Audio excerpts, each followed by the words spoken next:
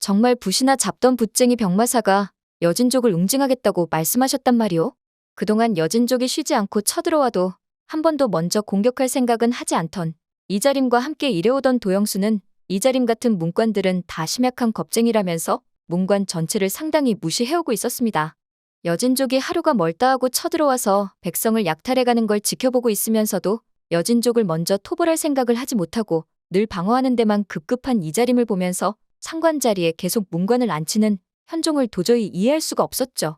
무엇보다 신출귀몰하게 나타났다가 사라지는 여진족을 모두 쫓기란 쉽지 않은 일이라서 고려의 백성들이 얻는 피해는 상당했고 군인들도 많이 죽을 수밖에 없었지만 이렇다 할 방도를 내놓지 못하는 이자림 같은 문관들을 보면서 가슴을 쳤고 여러 번 항의를 해보기도 했었지만 이자림은 늘 같은 말만 내뱉을 뿐이었어요. 도영수 자네가 원하는 게 뭔진 알겠네. 하지만 과거 동북면에서 벌어진 비극을 도영수 자네도 똑똑히 기억하고 있지 않는가? 그러한 비극이 다시는 있으면 안 된다네. 이자림의 말을 들은 도영수는 고개를 숙이고 1010년 5월 동북면에서 벌어졌던 비극을 다시금 상기해볼 수밖에 없었는데요. 하공진 나리, 이 괘씸한 여진놈들을 모두 단칼에 처단해버리십시오. 그때의 그 비극은 바로 하공진과 유종이 함경도에 살던 동여진족의 사신 95명이 고려의 조공을 바치겠다고 동북면에 왔을 때 이들을 모두 칼로 죽여버린 사건이었습니다. 그때 당시에 앞장서서 동여진족을 죽이자고 말하며 칼을 휘둘렀던 게 바로 도영수 자신이었고 이 일로 인하여 하공진과 유종은 모두 귀양을 가게 됐을 뿐만 아니라 여진족이 거란에게 고려의 실상을 고자질해 거란이 고려를 쳐들어오는 명분을 제공하는 비극을 초래하게 되기도 했죠.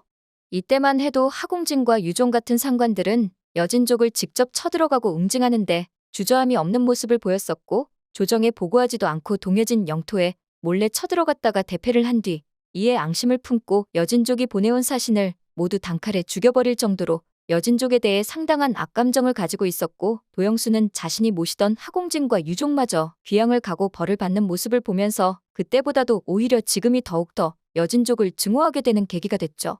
그게 도대체 언제적 일인데 아직도 그 일을 핑계 삼고 있는 거요? 저 여진놈들을 이렇게 두고만 보자니 이자림 당신은 정말 겁쟁이구려. 문관 출신인 이자림은 조심성이 많은 자로서 지금은 여진족들을 자극하지 않는 게 최선의 방책이라고 생각을 하면서 도영수 같은 무관들이 자신을 개무시해도 어쩔 수 없다 버티고 있는 상황이었는데요.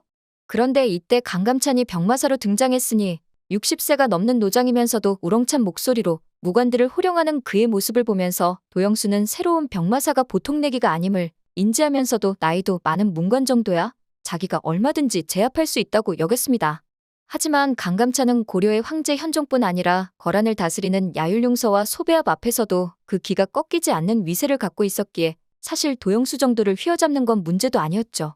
도영수 자네 나랑 잠깐 얘기 좀 하지. 강감찬은 병마일지를 작성하는 것도 소홀히 하고 문관 출신 상관들을 무시하는 도영수의 길을 꺾어야겠다 생각했고 도영수는 권력 체계나 말발로는 강감찬을 이길 수 없다고 여겼기에 일단 무력 대결을 해서 강감찬의 기세를 꺾고 시작해야겠다 싶어서 자신의 부하와 무술 대결을 시켰는데요. 병마사 나으리 괜찮으시겠습니까? 동북면 군사들 중에 가장 키가 크고 덩치도 큰 자와 강감찬이 싸우는 게 게임이 안 되는 싸움이라고 여긴 이자림은 대결을 말리고 싶었지만 강감찬은 이 자리에서 물러나면 도영수와 무관들의 길을 꺾는 게 불가능하다고 여겼고 질 것을 알면서도 대결에 직접 참여하였습니다. 이에 강감찬은 자기보다 한 척이나 더 큰 부하 장수를 상대로 대결을 벌이다가 뒤로 내동그래지고 말았는데요. 하지만 160cm의 단신이면서도 끝까지 싸움을 포기하지 않던 강감찬은 이윽고 도영수에게까지 싸움을 신청하면서 지금까지 자네는 마음에 안 드는 상관이 오면 이런 식으로 길들여 왔었겠지. 좋네. 지금부터 나도 한번 길들여보게. 라면서 도영수의 눈빛을 똑바로 보고 도영수의 기선을 제압하였고 강감찬의 위세에 눌린 도영수는 결국 강감찬에게 굴복하고 말았습니다. 이때까지만 해도 강감찬이란 자가 어떤 사람인지 확신이 없던 도영수는 일단 강감찬이 시키는 대로 병무일지도 쓰고 하라는 대로 하기는 했었지만 사실 마음 깊이 우러나오는 충성심은 없었어요. 그런데 바로 그때 여진족이 또 쳐들어와서 고려의 마을 하나가 쑥대밭이 됐고 강감찬과 도영수가 마을로 찾아갔을 때는 이미 백성들의 몸은 피범벅이 되어 생존한 자가 거의 없는 상황이었죠. 도영수 중랑장, 어느 부족의 짓인가. 아르타 추장놈이 이끄는 부족으로 잔인하고 야만적인 여진놈들이 옵니다. 내일 새벽부터는 그 자들이 살던 땅이 이제 우리 동북면 군인들의 영토가 될 걸세. 그러니 나를 그들에게 잘 안내해주게. 여진의 땅을 내 일부로 뺏어오겠다는 강감찬의 자신감에 찬 이야기를 들으면서 도영수는 피가 끓는 듯 했고 그동안 참아왔던 여진에 대한 복수심이 타올라 밤새 한숨도 자지 못했어요. 그렇게 벌겋게 충혈된 눈으로 여진을 공격하러 떠나는 도영수는 만약 이번 싸움에 성공한다면 강감찬을 진정한 상관으로 모시겠다 마음 깊이 다짐하게 됩니다. 자, 출정하라. 강감찬의 우렁찬 선포와 함께 도영수를 포함한 군사들은 여진족과 싸우고자 새벽 일찍 그들의 영토로 나섰습니다. 갑작스런 새벽 기습 공격에 놀란 여진족은 고려의 백성들에게 뺏어와 먹은 술이 다 깨지도 못한 채 전멸하고야 말았고 여진의 영토에는 그들의 피냄새가 진동하기 시작했는데요.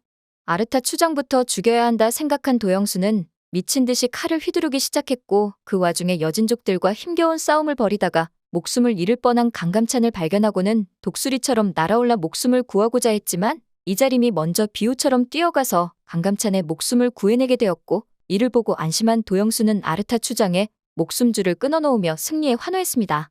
강감찬의 활약에 감복한 도영수는 그날 밤 이날의 전투에 관해 완벽하다시피 한 병마일지를 작성하였고 이를 보고 감탄한 강감찬은 도영수를 따로 불러 그가 가진 전략과 전술 노하우를 들은 후의 거란과 상대하는 큰 전투에 도영수를 반드시 대동하겠다 결심하였어요.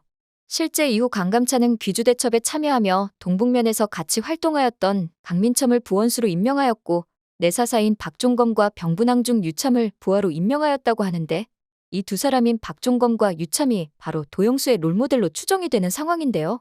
마치 김숙흥을 떠올리게 하는 호전적인 성격의 도영수가 귀주대첩에서 강감찬과 완벽한 호흡을 이루어내며 거란군을 섬멸할 모습을 과연 볼 수 있을까요?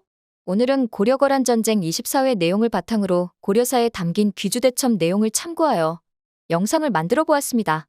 오늘 영상 재밌으셨다면 구독과 좋아요 부탁드려요.